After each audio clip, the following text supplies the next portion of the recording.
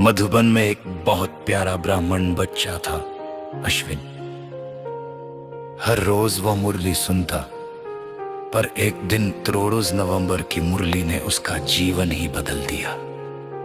उस दिन बाबा ने कहा, बच्चे, तुमने दुख सहन करने में बहुत टाइम वेस्ट किया है। अब ये पुरानी दुनिया बदल रही है। बाप को याद करो, सतो प्रधान बनो, तो समय सफल हो जाएगा। अश्विन को लगा, सही कहा बाबा। मैं भी कितनी बार पुरानी बातों में दुखी हो जाता हूं, जबकि अब तो नई दुनिया की तैयारी करनी है। फिर बाबा ने आगे कहा, 3 जन्मों की लॉटरी लेनी है तो मोहजीत बनो, एक बाप पर पूरा कुर्बान जाओ। ये सुनकर अश्विन को सुदामा की कथा याद आई। उसने सोचा, मैं भी सुदामा की तरह अपनी मुट्ठी भर याद बाबा को दूंगा। अब वो रोज मनमना भव का अभ्यास करने लगा, चलते, बोलते, खाते हुए। उसने हर विकर्म से अपने आप को रोकना सीखा। जब गुस्सा आता तो याद करता, अंतर्मुखता से मुख बंद कर दूं तो क्रोध समाप्त हो जाएगा। धीरे धीरे उसका चार्ट साफ होता गया। वो समझ गया, ये रेस है, आत्मा को दौड़ लगानी है स्वराज्य की। हर रात वो सोचता, आज मैंने अपने रजिस्टर में क्या लिखा। अगर गलती हो जाती तो तुरंत बाबा से माफी मांगकर अशरीरी अभ्यास करता।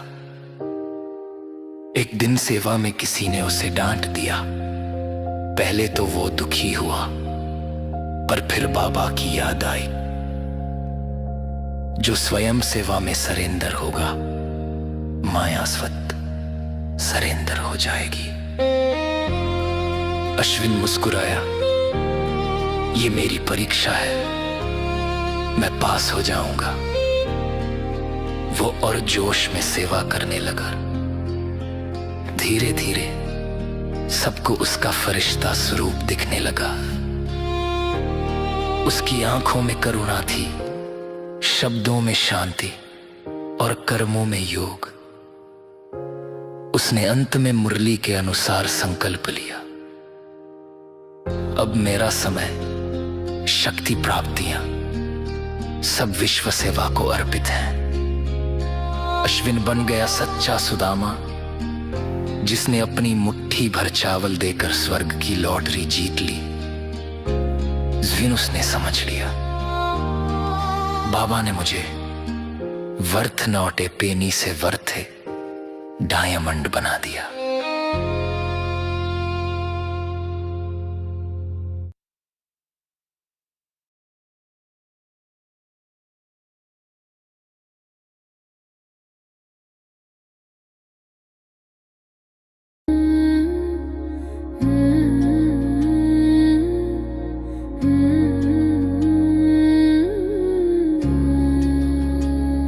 दुनिया बदल रही है बाबा, अब दुखों का अंत हुआ।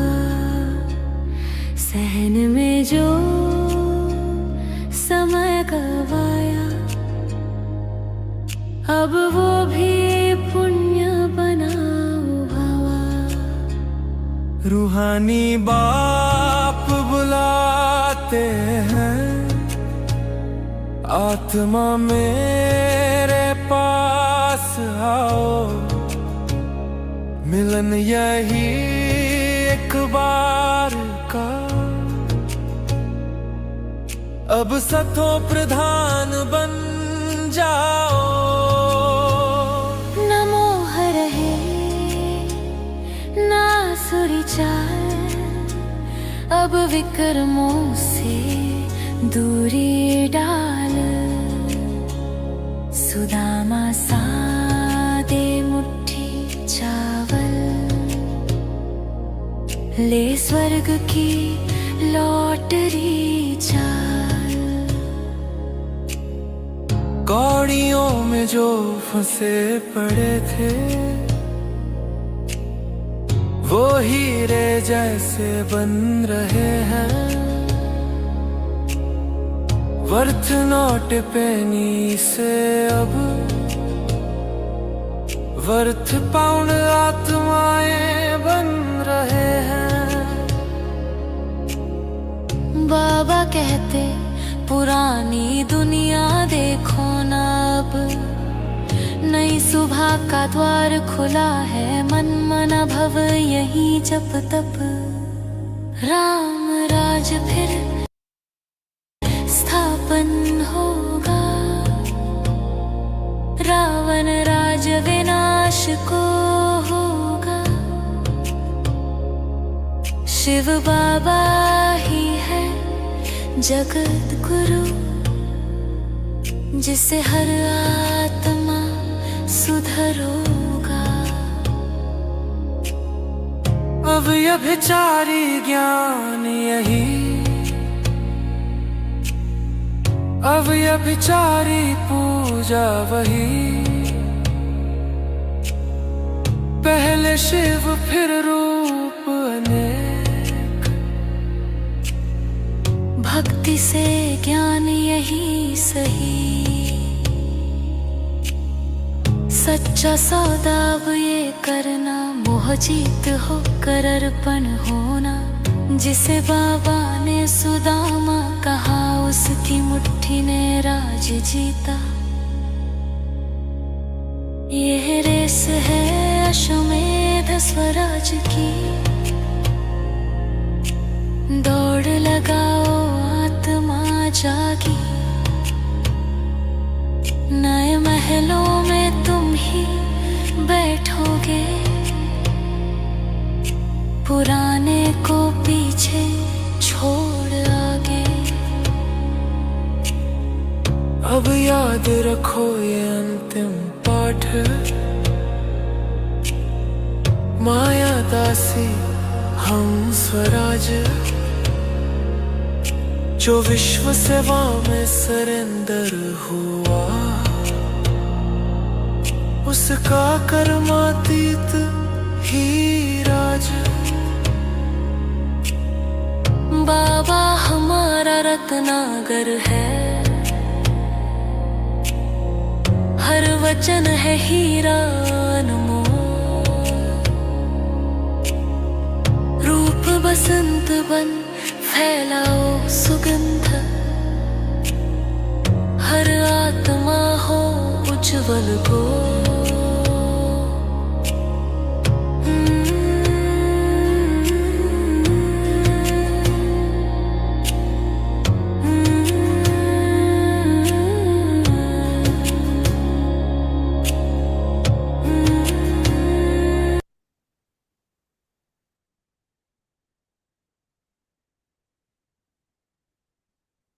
ओम शांति।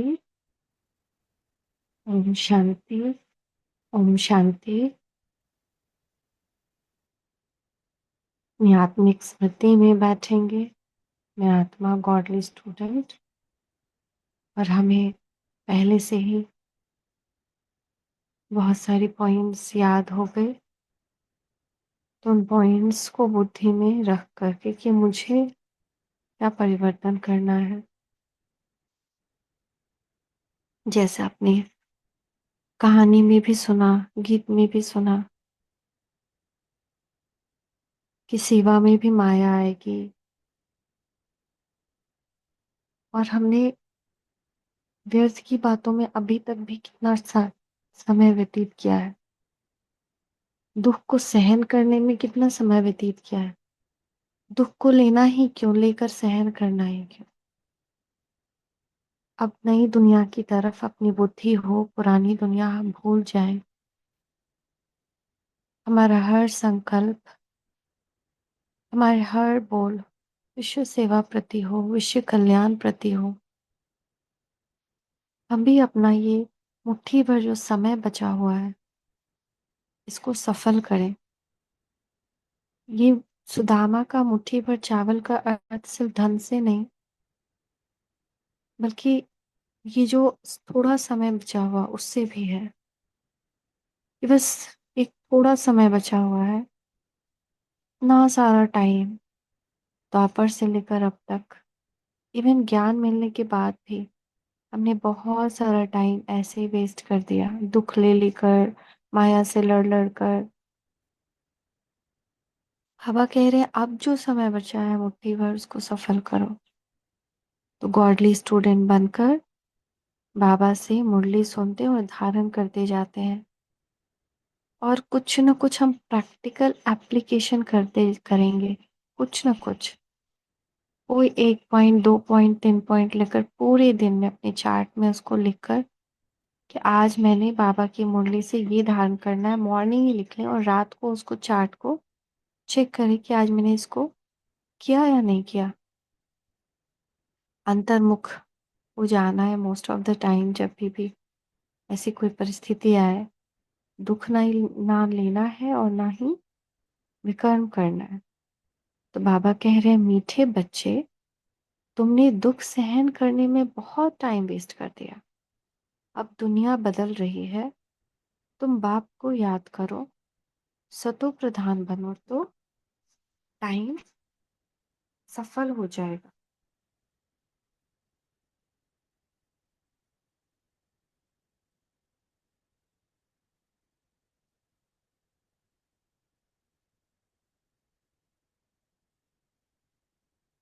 है ना? तो इसमें ये हमेशा याद रखना है कि जब भी कोई बुरा व्यवहार करे तो सोचे पुरानी दुनिया का दृश्य है, ये बदल रहा है। एप्लीकेशन, उंगली के पॉइंट्स का एप्लीकेशन।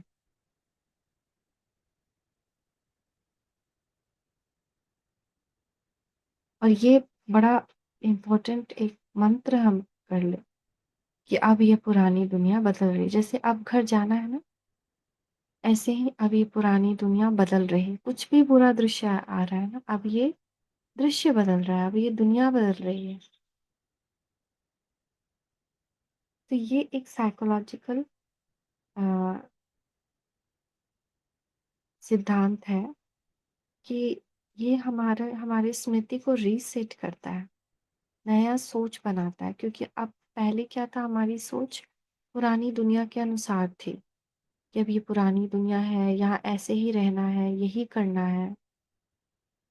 लेकिन अब जब बाबा ने बताया, जब ये पॉइंट्स को हम बार बार रिवाइज करेंगे अपने अंदर कि अब ये पुरानी दुनिया बदल रही है, अब ये दुनिया बदल रही है, अब ये दुनिया बदल रही है। तो इससे क्या होगा कि हमारी मेमोरी रीसेट हो जाएगी और हम ये नहीं सोचेंगे कि अब ये तो निगेटिव ही होना है हमारे साथ। ये तो उस टाइम में ये सारी चीज़ें हमारे सबकॉन्शियस माइंड में चेंज हो जाएगी।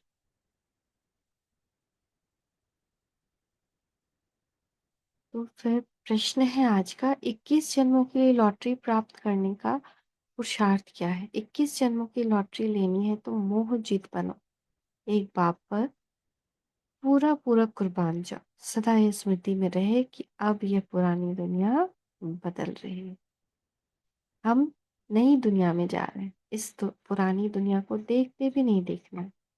सुदामा, मिसल चावल मुट्ठी सफल कर, सतयुगी बादशाही लेनी है। तो पुरानी मुट्ठी भर जो हमारे पास समय बचा हुआ है ना, तो उसको हमको बदलना है। हम वर्थ नॉट अ पेनी से डायमंड बन रहे हैं।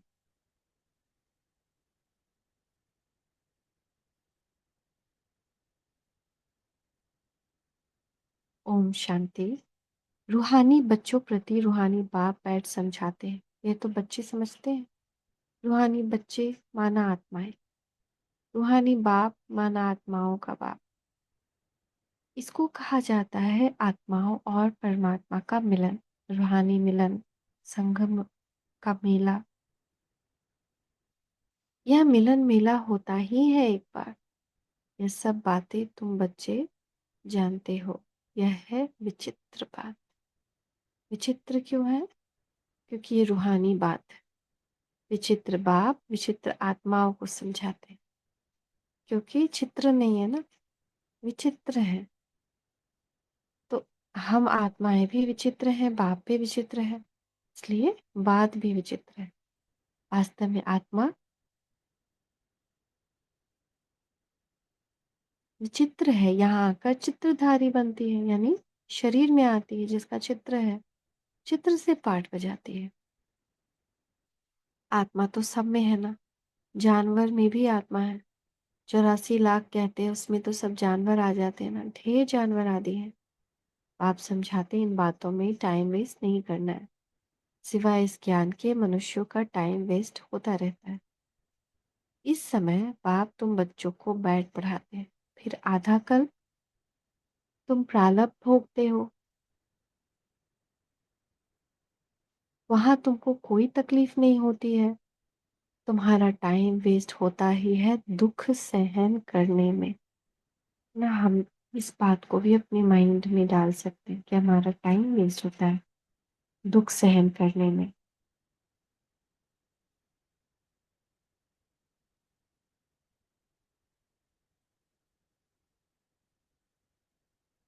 मेरा समय विश्व सेवा में अर्पित है, मैं विश्व कल्याणकारी आत्मा हूं, तो मुझे दुख सहन करने में भी अपना टाइम नहीं देना है।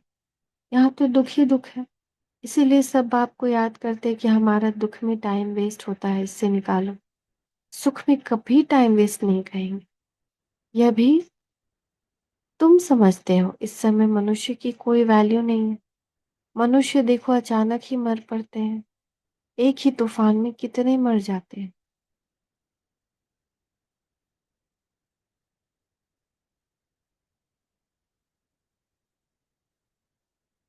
तो कोई बहुत खतरनाक तूफान था जिसमें 3 लाख जाने गई, तो ऐसे तो कई तूफान आने हैं। बाबा तो ये सारी बातें पहले ही बता रहे हैं, कैसे ऐसे तूफान आएंगे। तो रावण राज में मनुष्य की कोई वैल्यू नहीं है। अभी बाप तुम्हें तुम्हारी कितनी वैल्यू बनाते हैं, वर्थ नॉट अ पेनी से वर्थ पाउंड बनाते हैं। गाया भी जाता है।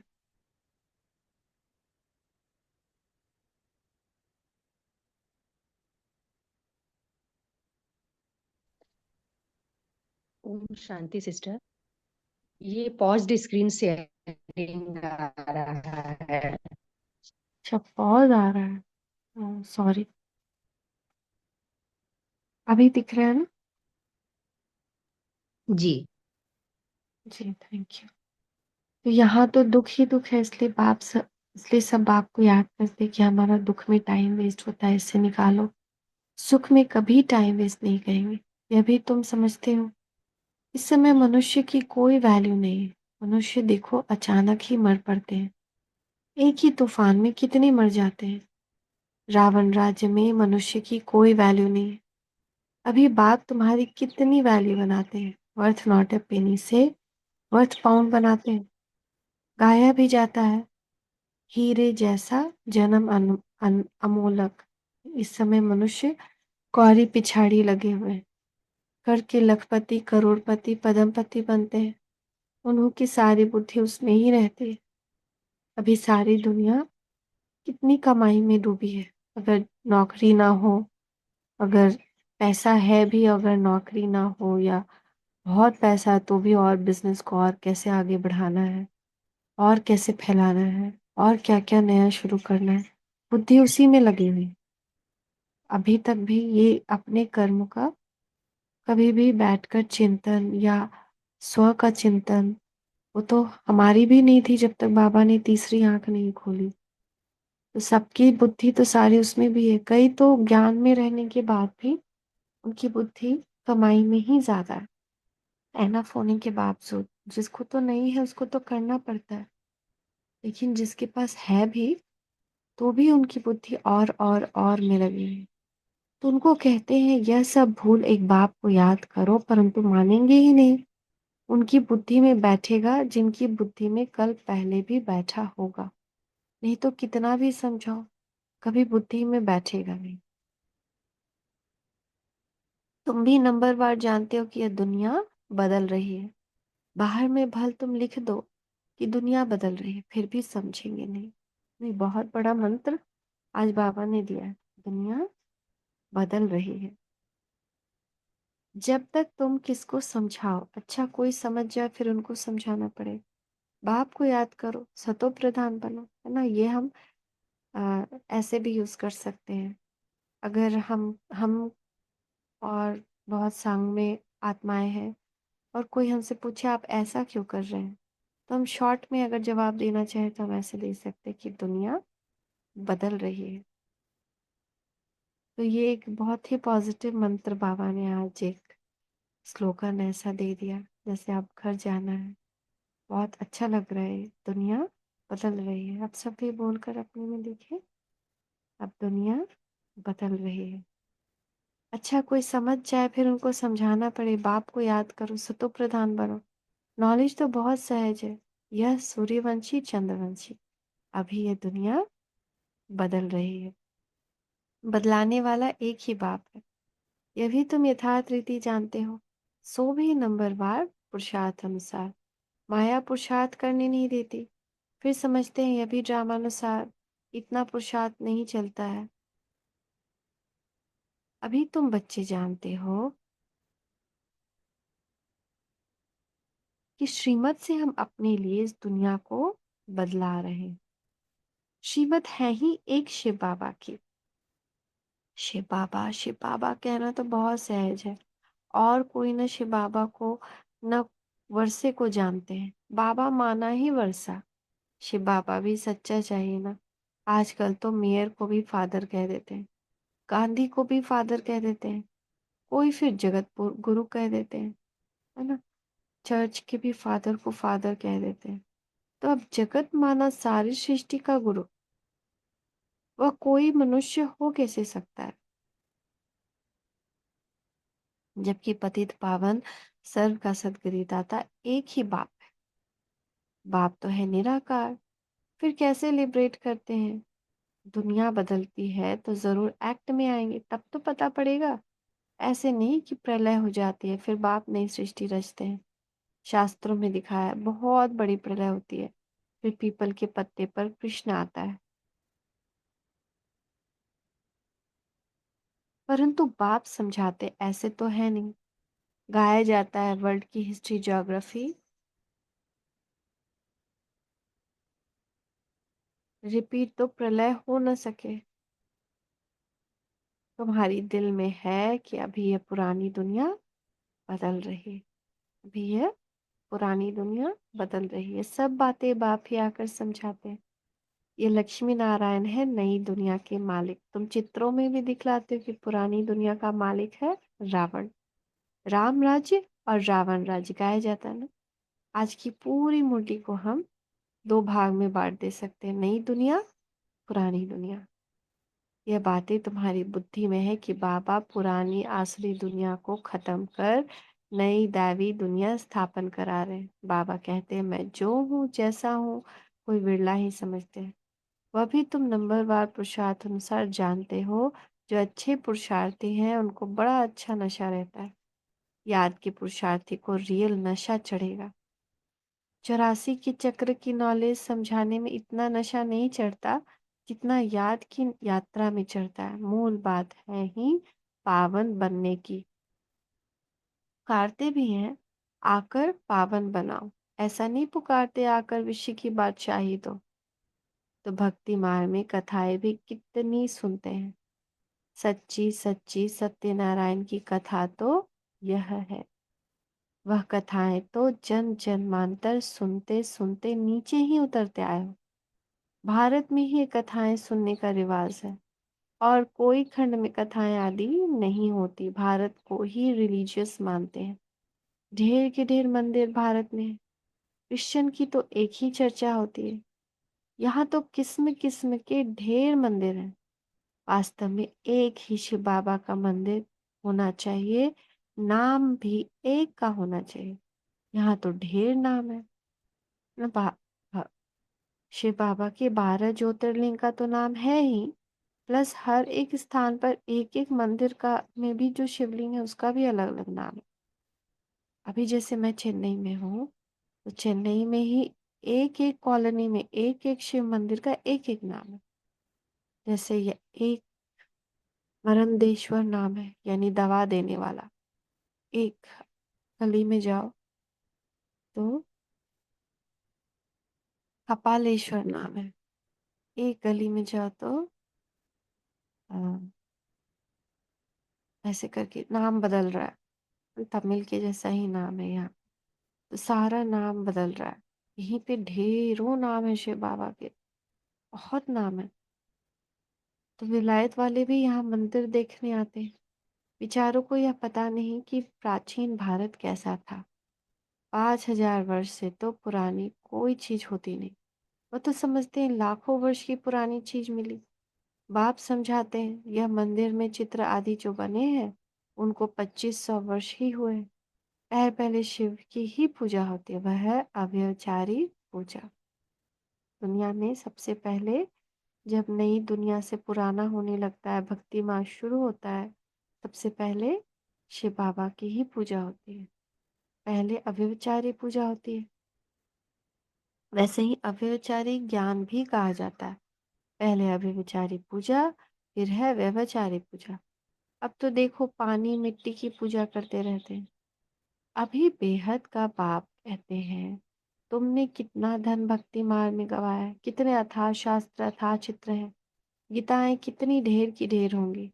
इन सब पर खर्चा करते करते देखो तुम क्या हो गए हो। कल तुमको डबल सिरताज बनाया था, फिर तुम कितने कंगाल हो गए हो। कल की ही तो बात है ना। तुम भी समझते हो बरोबर हमने 84 का चक्र लगाया है। अभी हम फिर से यह बन रहे हैं, बाबा से वर्षा ले रहे हैं। बाबा घड़ी घड़ी ताकीद करते हैं, पुरुषार्थ कराते हैं। बाबा मुरली डेली क्यों भेजते हैं हमको। हमारे तो प्रश्न के उत्तर तो रहते ही है, प्लस हम पुरुषार्थ और आगे क्या करें, कहीं अटकते हैं तो जैसे बाबा मुरली के द्वारा हमको आगाह करते हैं, शिक्षा देते हैं, जगाते हैं कि ये कर रहे हो बच्चे, ये रॉन्ग है, ये करो। गीता में भी अक्षर है मन मना भव। कोई कोई अक्षर ठीक है, प्राय कहा जाता है ना, यानी देवी देवता धर्म है नहीं, बाकी चित्र है।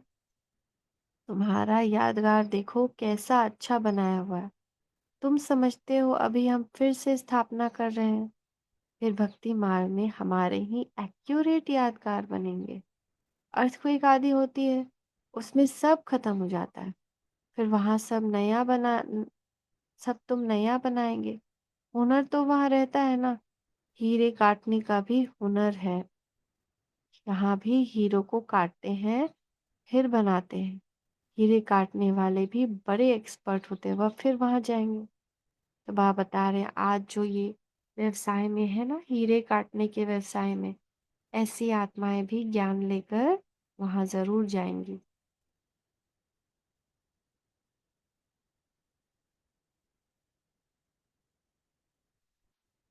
वहां यह सब हुनर जाएगा। तुम जानते हो वहां कितना सुख होगा। इन लक्ष्मी नारायण का राज्य था ना, नाम ही है स्वर्ग। 100% सॉल्वेंट। अभी तो है इंसॉल्वेंट। भारत में जवाहरात का बहुत फैशन है जो परंपरा चला आता है। तो तुम बच्चों को कितनी खुशी रहनी चाहिए। तुम जानते हो दुनिया बदल रही है, अब स्वर्ग बन रहा है। उसके लिए हमको पवित्र जरूर बनना है, दैवी गुण भी धारण करने। इसलिए बाबा कहते हैं चार्ट जरूर लिखो। हम आत्मा ने कोई आसुरी एक्ट तो नहीं किया। अपने को आत्मा पक्का समझो।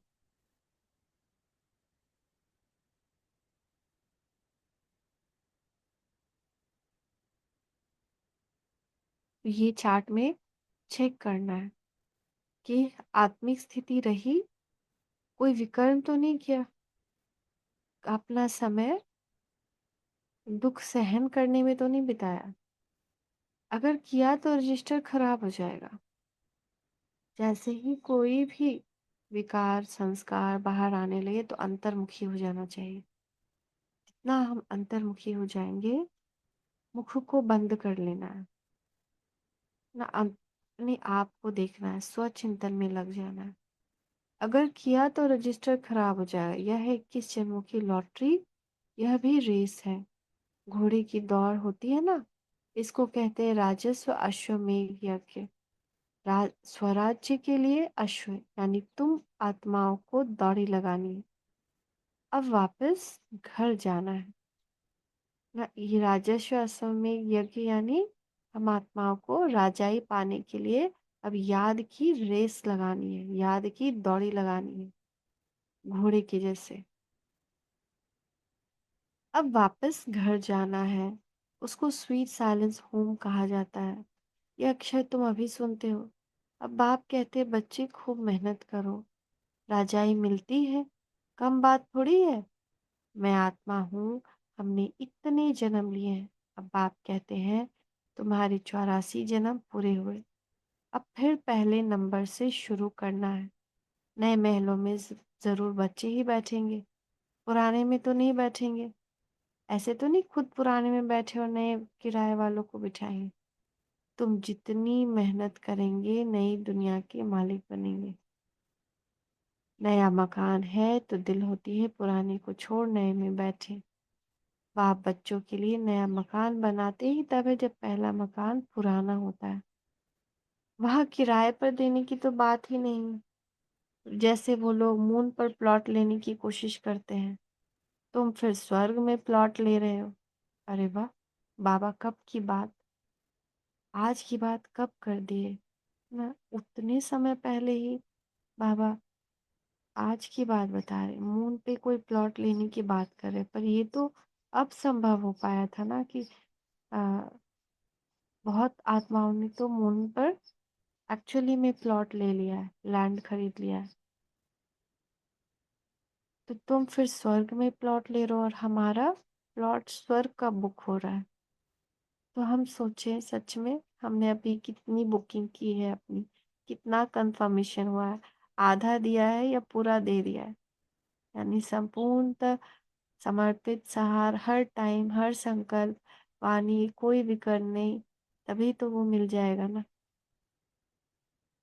तो ये भी बहुत अच्छी युक्ति है कि हम अपने आप को बार बार याद दिलाएं कि हमने अपना प्लॉट ले लिया स्वर्ग में, या अभी बस ऊपर ऊपर बस एंट्री एंट्री ही ली है ना। उस दुनिया में जाने का भी वीजा लिया, एंट्री फी दिया है।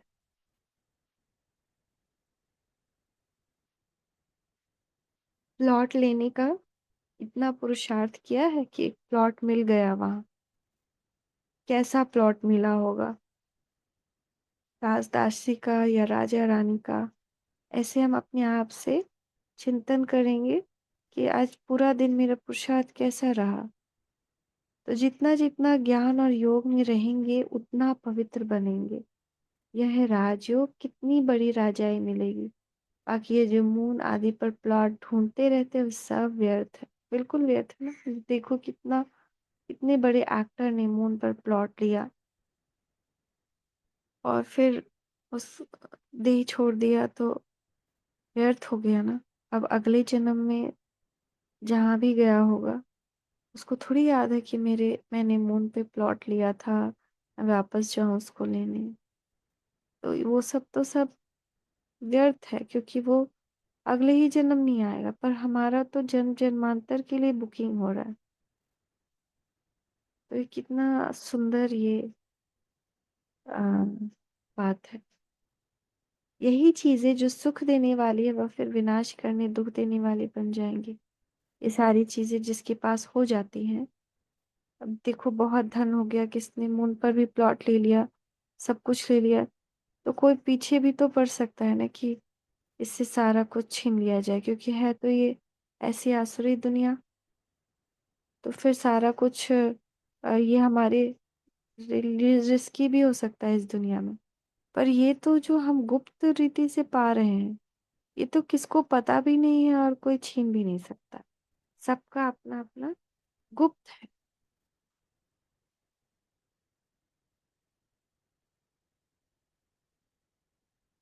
तो ये दुख देने वाली चीजें बन जाएंगी, एरोप्लेन है, ये सारी चीजें हैं, आगे चलकर लश्कर आदि सब खत्म हो जाएगा, सब कम हो जाएगा।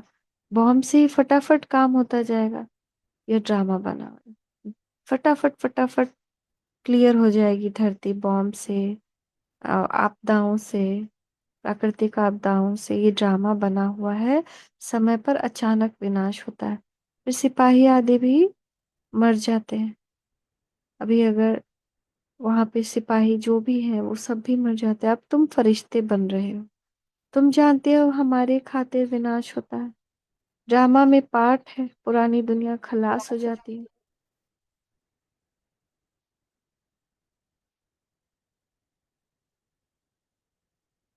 पुरानी दुनिया खलास हो जाती है। जो जैसा कर्म करते हैं ऐसा तो भोगना है ना। अभी इस भोगना से तो कोई नहीं बच सकता है। हम चाहे वो ब्राह्मण हो या नॉन ब्राह्मण हो, हर किसी को भी अपने कर्म का भोगना है। इवन ब्राह्मण को तो 1 का 1000 है अभी। इसलिए हमको तो और भी अपने विकर्म को विनाश करना है बाप की याद में। जैसे कल की मुरली में था ना, याद से विकर्म विनाश होता है, ज्ञान से नहीं। ज्ञान से हमें समझ मिलती है कि हमको ऐसा कर्म करना है, पर विकर्म विनाश सिर्फ योग से, याद से होता है। तो वो करना और प्लस नया विकर्म आज के मूल्य अनुसार नहीं बनाना। अब समझो, सन्यासी अच्छे हैं, जन्म तो फिर भी गृहस्थियों के पास लेंगे ना। श्रेष्ठ जन्म तो तुमको नई दुनिया में मिलना है, फिर भी संस्कार अनुसार जाकर वह बनेंगे। तुम अभी संस्कार ले जाते हो नई दुनिया के लिए, जन्म भी जरूर भारत में लेंगे। जो बहुत अच्छे रिलीजियस माइंडेड होंगे उनके पास जन्म लेंगे, क्योंकि तुम कर्म ही ऐसे करते हो। आज जो हमने हमारा कर्म बदला, हमारा धर्म बदला, है ना, सत्य धर्म, सत्य कर्म। तो इस अनुसार जब हम जन्म लेंगे, फिर से अगर कोई जन्म लेता है तो वो अच्छे परिवार में जन्म लेगा। जैसे जैसे संस्कार उस अनुसार जन्म होता है। तो हमारा जैसा संस्कार होता है हमको ऐसा ही परिवार मिलता है। ये भी सोचने की बात है। हम कहें कि हमको कैसा परिवार मिल गया, है ना। हम इसमें भी अपने भाग्य को दोष देते हैं, लेकिन हमने जैसा संस्कार पहले बनाया उसी अनुसार हमको परिवार मिला है। तो तुम बहुत उच्च कुल में जाकर जन्म लेंगे। तुम्हारे जैसा कर्म करने वाला तो कोई होगा नहीं।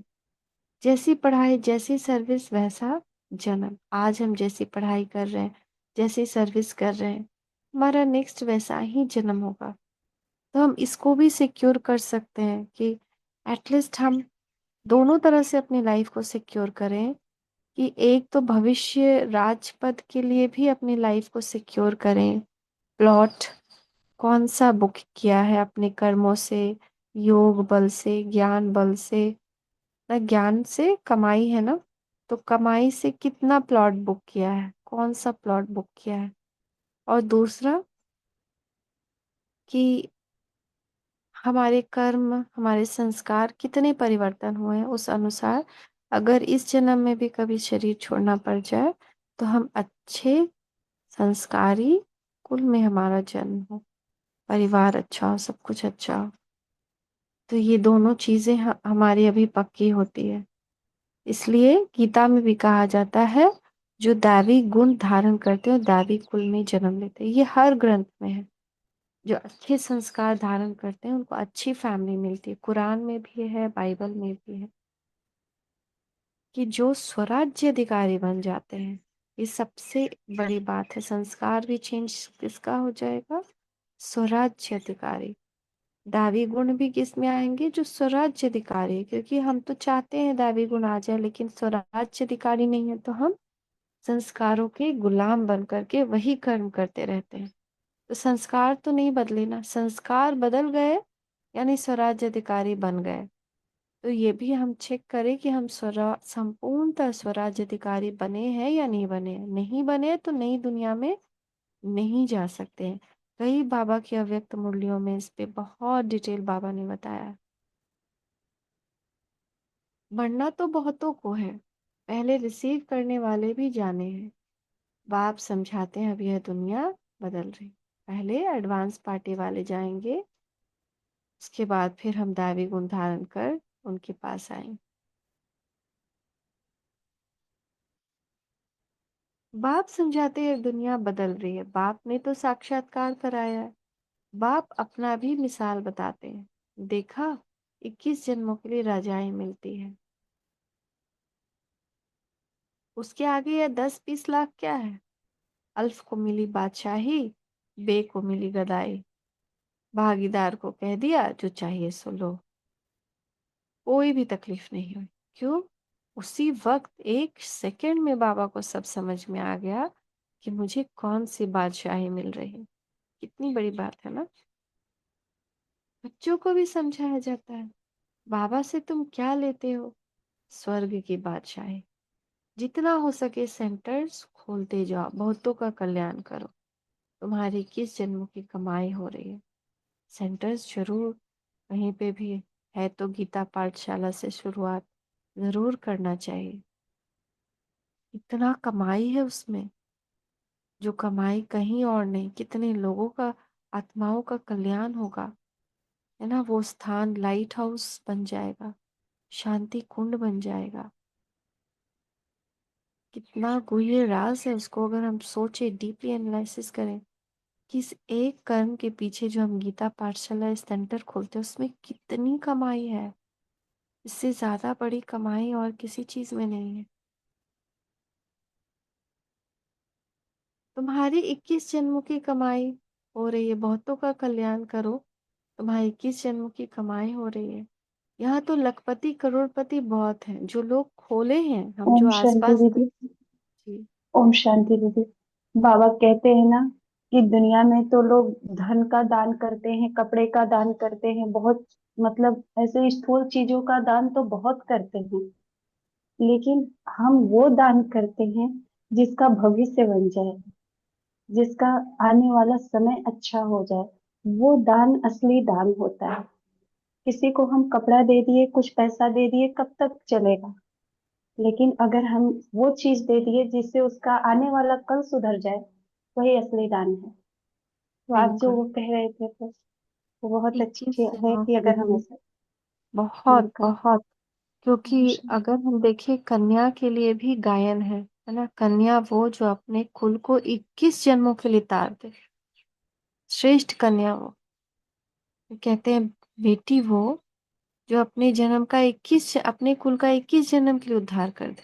तो वो कौन सी बेटी, कौन सी कन्या, जिसने ये ज्ञान लिया और अपने ही हम जीन्स को ये सारा ज्ञान दिया, तो उनका 21 जन्म सुधर गया। तो ऐसी कन्या, श्रेष्ठ कन्या जो 21 जन्म के लिए अपने कुल के, अपने परिवार के या हम जीन्स को 21 जन्मों के लिए उनका भविष्य जीवन बना दे। तो सबसे पहले तो charity begins at home. Home, घर में ही सबसे पहले तो ओम सबका शांति दीदी। कल्याण। जी। दीदी ये गदाई क्यों बोला बाबा ने? बादशाही मिली ना, अल्फ मिला नहीं, बाबा को। बे को मिली गदाई हाँ, मतलब। बे को गदाई, गदाई मतलब बात क्या? हाँ, बे, तो वहां पे एक चीज और है। अल्फ को मिली बादशाही और बे को मिली गदाई, इसमें बाबा दूसरे तरह से कह रहे हैं, क्योंकि बाबा को बादशाही मिली और जो बाकी थे वो 10-15 लाख या 15-25 लाख लेकर खुश हो गए। तो ये बाबा इस बारे में बता रहे हैं, इसका ये मतलब है यहाँ पे। ठीक है, तो कहाँ गया? हाँ, तुम्हारे पास आएंगे भी बहुत। यहाँ तो लखपति करोड़पति बहुत है, वो सब है बेगर्स। रियल में तो वो बेगर्स है ना। जाना ही नहीं है नेक्स्ट बर्थ भी उनका कुछ भी, सब यहीं रह जाना है, चाहे कितना भी करोड़ हो। एक आना पैसा नहीं जाना है। वो सब लास्ट टाइम में अगर उनके बाल बच्चे सारे अच्छे होंगे तो उनका अंतिम क्रिया संस्कार अच्छे से करेंगे, नहीं तो सूखा सूखा करेंगे। वो चलो इतना तक बस। उसके आगे तो कुछ नहीं जाना है ना, उसके शरीर में ही अंतिम क्रिया में जो लग जाए लग जाए। बाकी उनके साथ तो आगे नहीं जाना है, कुछ भी नहीं जाना है। एक आना पैसा नहीं जाना, कोई ज्वेल्स नहीं जाना। ज्वेल्स भी जब कोई मरता है, अगर वो कोई पहना हुआ रहता है तो उसको निकाल कर रख लेते हैं, कहाँ उसके साथ जला देते हैं। तो उसके साथ तो ज्वेल्स जलता भी नहीं है, सब ले लेते हैं। तो कितने बेगर्स हैं एक्चुअली, जिसको भगवान नहीं मिला, और जिसको भगवान मिल गया वो कितने पद्मा पदम भाग्यशाली भी हैं और रिचेस्ट इन द वर्ल्ड। ये कितनी बड़ी बात है कि हम आत्मा को गहना पहना कर जा रहे हैं। इतने सारे गहने लदे पड़े हैं आत्मा को, बाबा कितना एकदम वर्थ नॉट अ पेनी से वर्थ डायमंड बना रहे हैं अपने जैसा। तो हमको उसमें कितना ये रहना चाहिए कि मान लो हम कोई परिस्थिति आई और मेरा कोई संस्कार बाहर आ रहा, उस वक्त हम ये सारी बातें याद करें कि अरे मैं अपना खुद ही मूल्य क्यों गवाऊं, बाबा हमको मूल्यवान बना रहा है, मैं खुद ही अपना मूल्य क्यों गवाऊं इस सब पुराने संस्कार के पीछे, इन सीन्स के पीछे जो बदल रही है। अब दुनिया बदल रही है, ये सब तो है ही बेगर्स। मैं रिचेस से भी फिर बेगर्स क्यों बन जाऊं, जो कमाया है वो क्यों गवा दूं। तो तुम्हारे पास आएंगे भी बहुत, प्रदर्शनी में कितने आते हैं, ऐसा मत समझो प्रजा नहीं बनती, प्रजा बहुत बनती है। अच्छा अच्छा तो बहुत कहते हैं, परंतु कहते हैं हमको फुर्सत नहीं।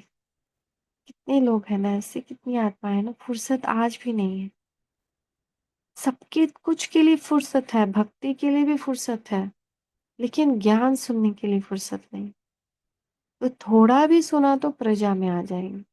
अविनाशी ज्ञान का विनाश नहीं होता। बाबा का परिचय देना कोई कम बात थोड़ी, कोई कोई के रोमांच खड़े हो जाएंगे। अगर उच्च पद पाना होगा तो पुरुषार्थ करने लग पड़ेंगे। बाबा कोई से धन आदि तो लेंगे नहीं, बच्चों की बूंद बूंद से तालाब होता है।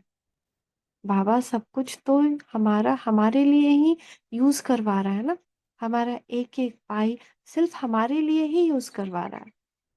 जो हम यूज करते हैं तो अपना भाग्य बनाते हैं। तो कोई कोई 1 रुपया भी भेज देते हैं। बच्चों की बूंद बूंद से तालाब होता है। बाबा एक ईंट लगा दो, कई माताएं 1 रुपया रहता था बाबा को दे देती थी, बाबा ये लो एक ईंट लगा देना, ये जो बन रहा है। ऐसे कर करके तो सुदामा की मुट्ठी चावल का गायन है ना। बाबा कहते तुम्हारे तो हीरे जवाहर। और अभी इसी जन्म में बाबा ने कईयों को ये एग्जाम्पल दे दिया। एक माता ने मुट्ठी भर राइस दिया, उनके पास उतना ही आया था, खेतों से पूरा बाकी डिस्ट्रॉय हो गया था। और उसके बाद ऐसा अचंभा हुआ उनके खेतों का कि फिर तूफान आए ये आए, लेकिन उनका खेत का कुछ नहीं हुआ। उनके खेत की फसल एकदम ये हो गई, मतलब हर बार ये वरदान मिल गया कि जैसे तूफान भी उनके खेत के फसल को डिस्ट्रॉय नहीं कर सकता। और फिर वो बोरे के बोरे यहाँ भेज पाने लगे। ऐसे ही एक सब्जी वाले के साथ भी हुआ। तो जिसने थोड़ा दिया ना, जिसके पास थोड़ा था और उसने वो थोड़ा दे दिया, तो उसके बाद फिर बाबा ने उसके भंडारे को ऐसा भर दिया, एकदम जैसे अविनाशी बना दिया। और फिर वहां से सेवा होने लगी, भर भर के सब्जी, भर भर के राइस आने लगे। तो बाबा कहते तुम्हारे तो ये हीरे जवाहर है, हीरे जैसा जन्म सबका बनता है, तुम भविष्य के लिए बना रहे हो। तुम जानते हो यहाँ इन आंखों से जो कुछ देखते हैं ये पुरानी दुनिया है, यह दुनिया बदल रही है। अभी तुम अमरपुरी के मालिक बन रहे हो, मोहजिद जरूर बनना पड़े। तुम कहते आए हो कि बाबा आप आएंगे तो हम कुर्बान जाएंगे। सौदा तो अच्छा है ना, इससे अच्छा सौदा है क्या। मनुष्य थोड़ी ही जानते हैं सौदागर, रत्नागर, जादूगर नाम क्यों पड़ा है। बाबा का कितना प्यारा नाम, सौदागर, रत्नागर, जादूगर। रत्नागर है ना, अविनाशी ज्ञान रतन, एक एक अमूल्य वर्षन से। इस पर रूप वसंत की कथा है ना। तुम रूप भी हो, वसंत भी हो, रूप भी हो और वसंत भी हो, ज्ञान भी है और योग भी है। अच्छा, मीठे मीठे सिक्की लदे बच्चों प्रति माता पिता बाप दादा का याद प्यार और गुड मॉर्निंग। रूहानी बाप की रूहानी बच्चों को नमस्ते। हम रूहानी बच्चों की रूहानी माता पिता बाप दादा को याद प्यार, गुड मॉर्निंग। नमस्ते बाबा, नमस्ते, शुक्रिया बाबा, शुक्रिया। दीदी धारणा। थोड़ा सा जी। बताऊं क्या पॉइंट, कि पहले आप ये कर दोगे फिर बताए? हाँ, ये कर लेते हैं फिर ओके। बताते हैं, फिर 15 मिनट। अच्छा, तो धारणा के लिए मुख्य सार। अब इस शरीर से कोई भी विकर्म नहीं करना है। ऐसी कोई आसुरी एक्ट ना हो जिससे रजिस्टर खराब हो जाए। क्यों? क्योंकि हम जो कमाई हमारी जमा हो रही है वो खत्म हो जाएगी। अपने आप से बार बार पूछना है कि क्यों हम ऐसा करें, क्योंकि हमारा ही लॉस है, कमाई इतनी खराब हो जाएगी। एक बाप की याद के नशे में रहना है। पावन बनने का मूल पुरुषार्थ जरूर करना है। पावन बनने का मूल पुरुषार्थ क्या है? याद। कौड़ियों पिछारी अपना अमूल्य समय बर्बाद ना कर श्रीमत से जीवन श्रेष्ठ बना रही है। सिर्फ पैसा कमाने के पीछे नहीं रहना है। ना जितना, अगर जितना कम में हो सके, अगर जितना मतलब एनफ इज एनफ, जितना एनफ अगर हो रहा है फिर और बढ़ाने का कोशिश नहीं। कई लोग तो पार्ट टाइम में भी उनका अच्छा चलता है, अच्छी कमाई हो जाती है, और फिर वो फुल टाइम जाना चाहते हैं, पोस्ट पाना चाहते हैं। तो उन सब माया से बचना है। सरिता दीदी ने भी एक वीडियो दिखाया था, उसमें था ना कैसे कमाई के पीछे जा जाकर अपना जीवन खराब करते। वरदान देखिए, बाप दादा का वरदानी हस्त अपने मस्तक के ऊपर बाबा वरदान दे रहा है, एकदम स्वीकार कर लें। मीठे बच्चे, स्वयं को विश्व सेवा प्रति अर्पित कर माया को दासी बनाने वाले सहज संपन्न भव। स्वयं को विश्व सेवा प्रति अर्पित कर माया को दासी बनाने वाले सहज संपन्न भव। अब अपना समय, सर्व प्राप्तियां, ज्ञान, गुण और शक्तियां विश्व की सेवा अर्थ समर्पित करो। समय, सर्व प्राप्तियां, ज्ञान, गुण और शक्तियां विश्व की सेवा अर्थ समर्पित करो। जो संकल्प उठता है चेक करो कि विश्व सेवा प्रति है। ऐसे सेवा प्रति अर्पण होने से सहज, स्वयं सहज संपन्न हो जाएंगे। सेवा की लगन में छोटे बड़े पेपर्स या परीक्षाएं स्वतः समर्पण हो जाएंगी। फिर माया से घबराएंगे नहीं, सदा विजयी बनने की खुशी में नाचते रहेंगे। माया को अपनी दासी अनुभव करेंगे। स्वयं सेवा में सरेंडर होंगे तो माया स्वतः ही सरेंडर हो जाएगी। स्लोगन, अंतर्मुखता से मुख को बंद कर दो तो क्रोध समाप्त हो जाएगा। अंतर्मुखता से मुख को बंद कर दो तो क्रोध समाप्त हो जाएगा। कितनी बड़ी युक्ति बाबा ने बता दी। अशरीरी व विदेही स्थिति का अभ्यास बढ़ाओ। जैसे 1 सेकंड में स्विच ऑन ऑफ किया जाता है, ऐसे 1 सेकंड में शरीर का आधार लिया और 1 सेकंड में शरीर से परे अशरीर स्थिति में स्थित हो गए। अभी अभी शरीर में आए और अभी अभी अशरीरी बन गए। आवश्यकता हुई तो शरीर रूपी वस्त्र धारण किया, आवश्यकता न हुई तो शरीर से अलग हो गए। यह प्रैक्टिस करनी है, इसी को ही कर्मातीत अवस्था कहा जाता है। कर्मातीत, देहातीत, शरीरातीत, संबंधातीत, हर चीज से अलग होने की हमारी सहज हो। ऐसे ही फंसे हुए कर्म में शरीर से अशरीरी का अभ्यास कर रहे पर कोई संबंध याद आ रहा है। अशरीरी, कंप्लीट अशरीरी का मतलब कुछ भी याद भी ना आए संकल्प में।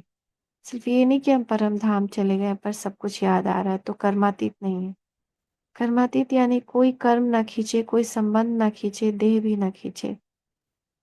Thank you Baba, thank you, शुक्रिया बाबा, शुक्रिया। ओम शांति। तो अभी आप सभी अपना